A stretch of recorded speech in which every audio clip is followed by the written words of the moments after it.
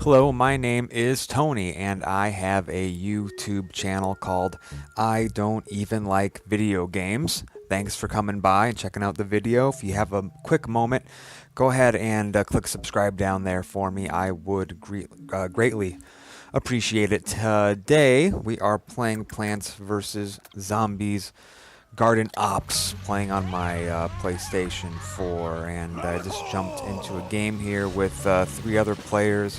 I don't know any of these players in real life. Just jumped on and started playing with these guys because that's who I got matched up with. I'm playing the Cactus.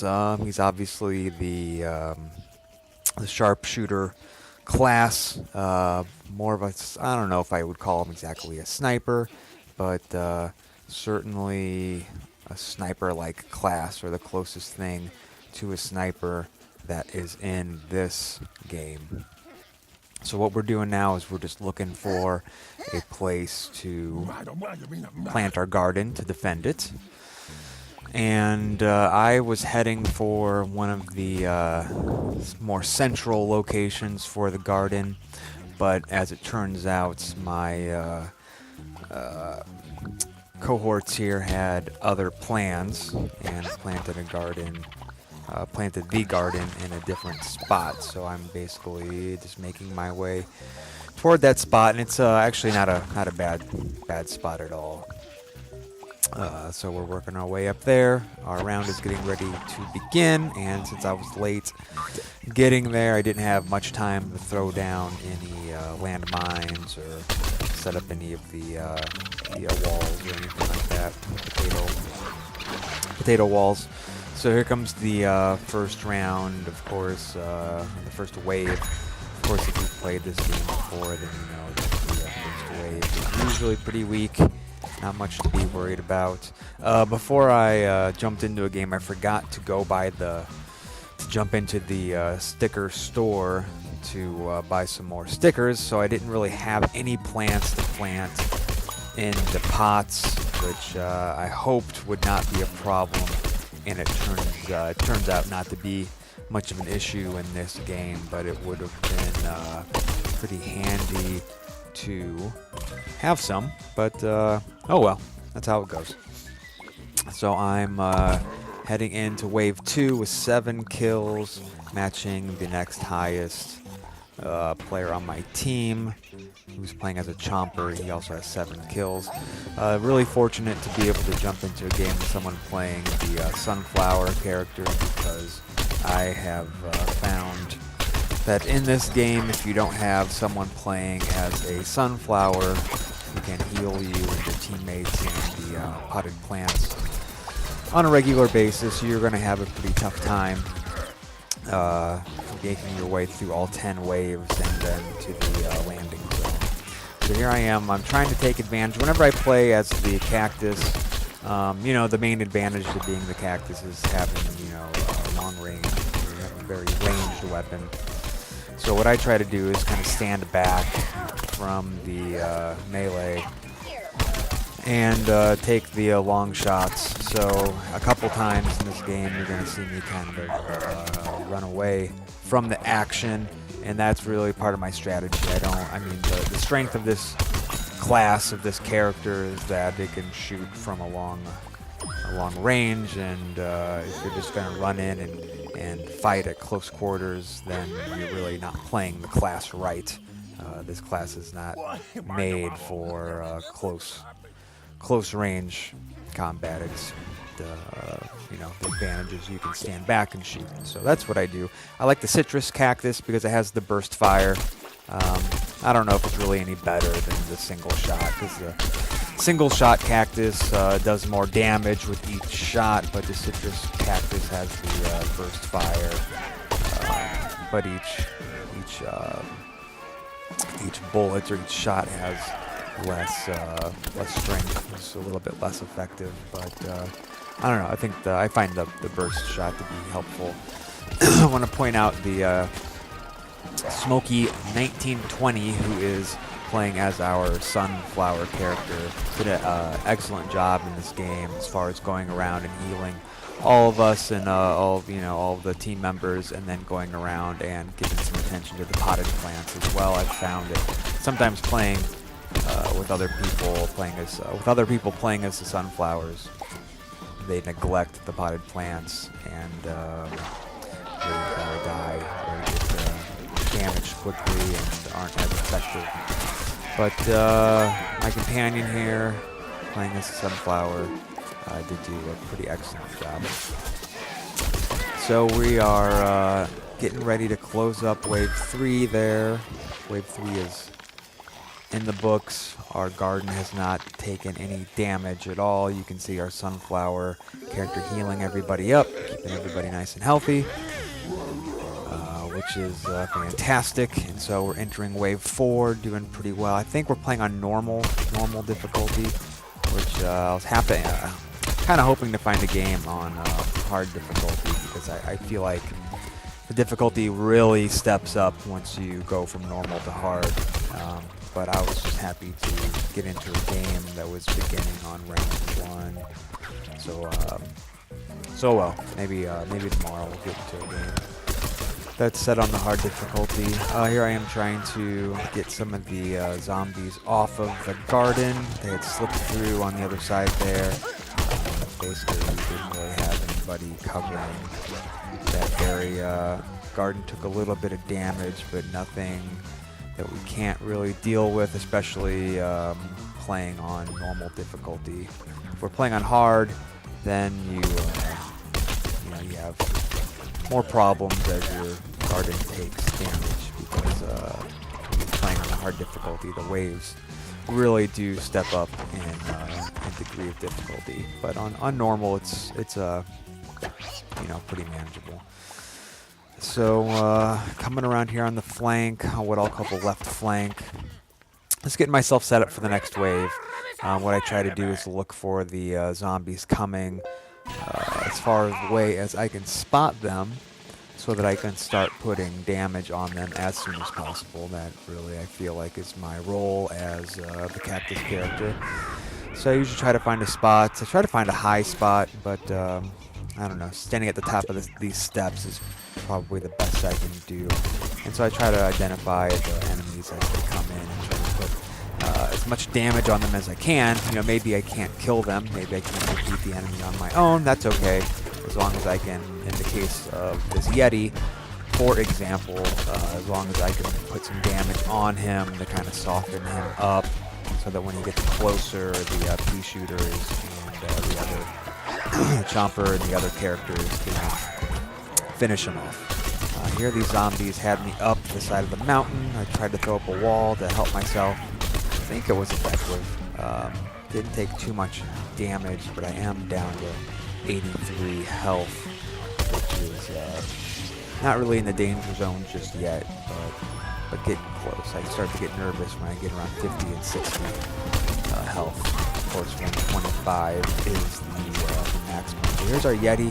He's just taking all kinds of damage. He's just really soaking it up like a sponge. Luckily for us, he's just kind of standing there, though, which is okay, in the sense that it helps us progress through the game and move through the waves. But if you're looking for a challenge, then perhaps not the best enemy AI, but that's okay. So we have Tombstone, I think, has appeared.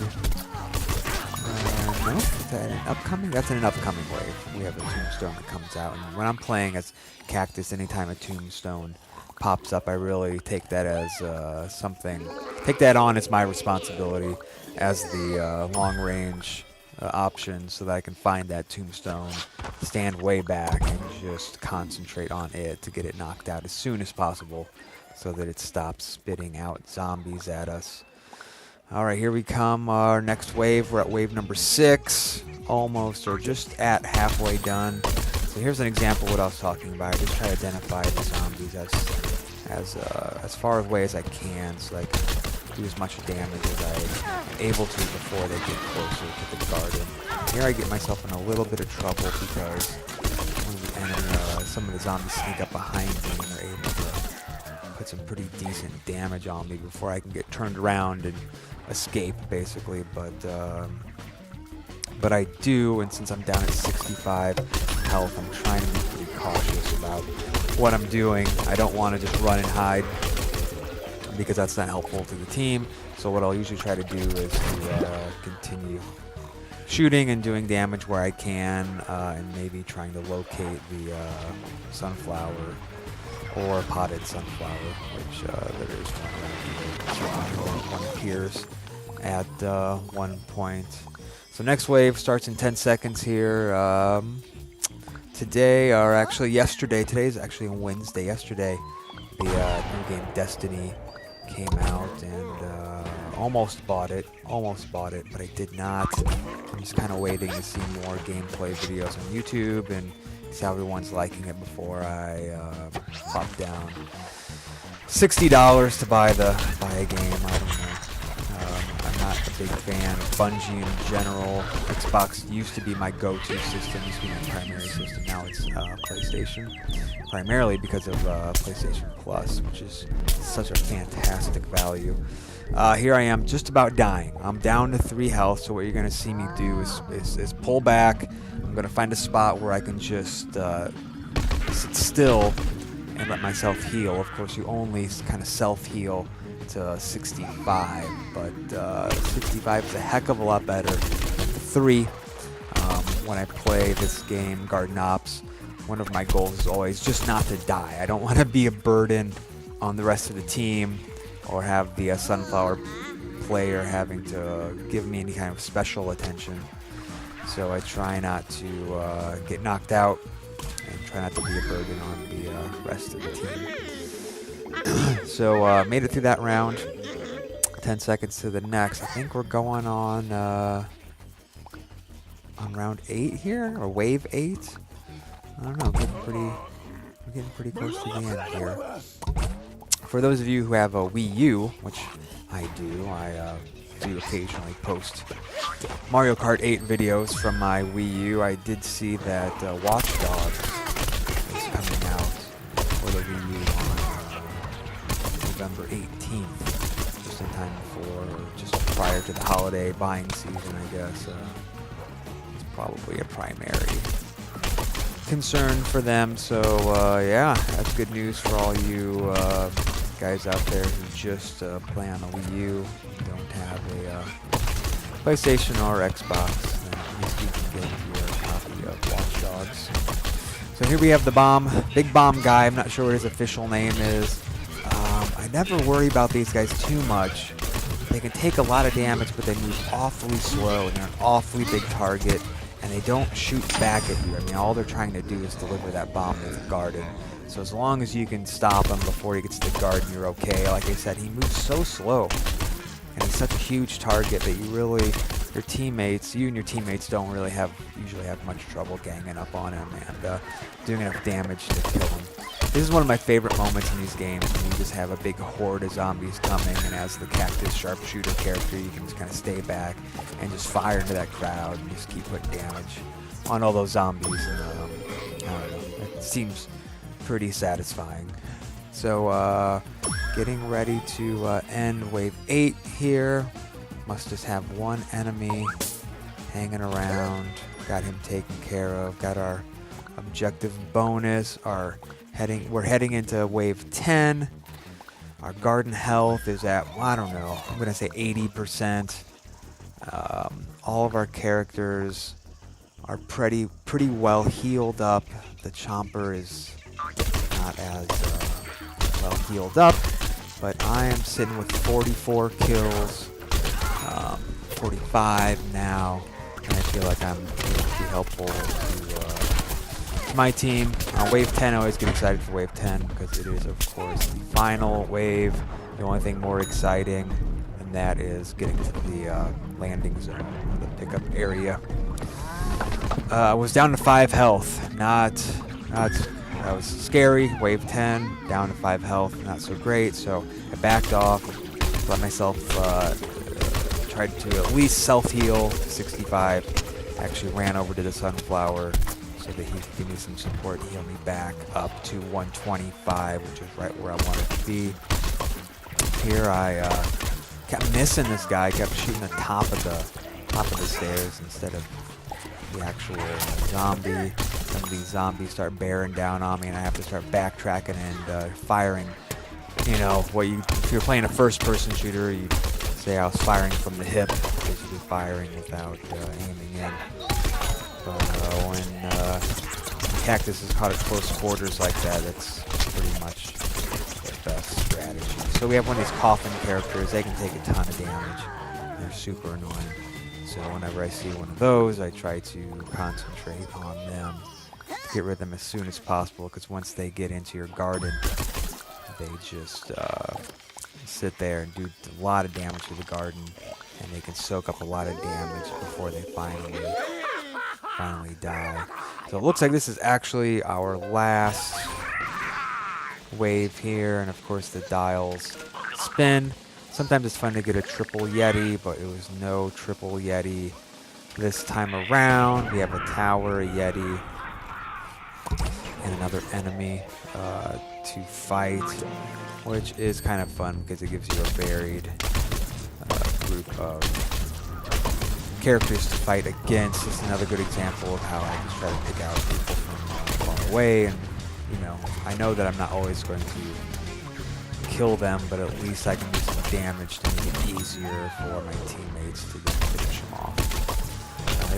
I think is this character called a mausoleum? I want to say it is. It's different. It's basically the coffin character, just stronger. Instead of a wood coffin, it's like a sarcophagus or a cement. I guess not mausoleum, I guess sarcophagus is probably the best term for it. Turning back to Destiny, I briefly mentioned Destiny a little bit ago, but I just recall that one day Destiny shipped $500 million worth of games into retail stores. That doesn't mean it sold that many, of course. It just means it shipped that many, but still pretty good indicator of how popular a game that's going to be. It's just going to be a monster hit for Activision. It's like Activision is trying to find that other franchise. Now that maybe, I don't know, World of Warcraft has kind of slowed down, I suppose. Call of Duty has slowed down, I suppose. Skylanders, I don't know how long that will hang around.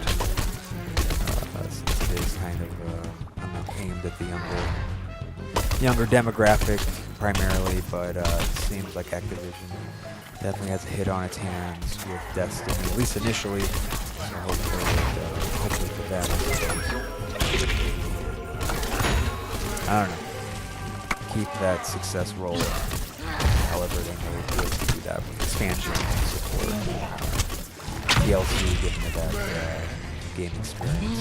So here we are, Wave 10 complete. Really wasn't too much of a challenge. The enemies we got in the slot machine there weren't too outrageous. We got a pretty good spin there, and now it's just time for us all to hustle into the landing zone so that we can get picked up and get on out of here. So I initially had a little bit of problem figuring out where the landing zone was. I couldn't see the beacon of light, which kind of illuminates and outlines the landing zone. But I did find it, took out the, helped to take out anyway, the tombstone there, and just kind of made my way into the landing zone. And as you're going to see, the landing zone got a little hairy. Things got a little touch and go in the landing zone, because the landing zone is a pretty hard area to defend, because it had like at least two stairwells, or sets of stairs coming up to the landing zone, and it just kept flooding, and it's a small area that we have to stay in, of course, so it just kind of kept flooding in, and here I am, my health was heading down into the 80s, and teammate was able to heal me up a little bit, and trying to kind of stand back as much as I could to land some shots in, because like I said, the strength of this character is not getting in close. I'm just kind of circling these guys, firing from the hip, trying to do as much damage as I can and hold out, for like a minute or minute and a half or so that we spend in the landing zone. We get down to 4 or 5 seconds here, and looking at everyone's health, I knew we could all try to make it, and we did. All plants escaped. We made it through all 10 waves into the landing zone and escaped. Hey, my name's Tony. I am from I Don't Even Like Video Games. Please hit subscribe. Thanks for watching, and I will talk to you again soon.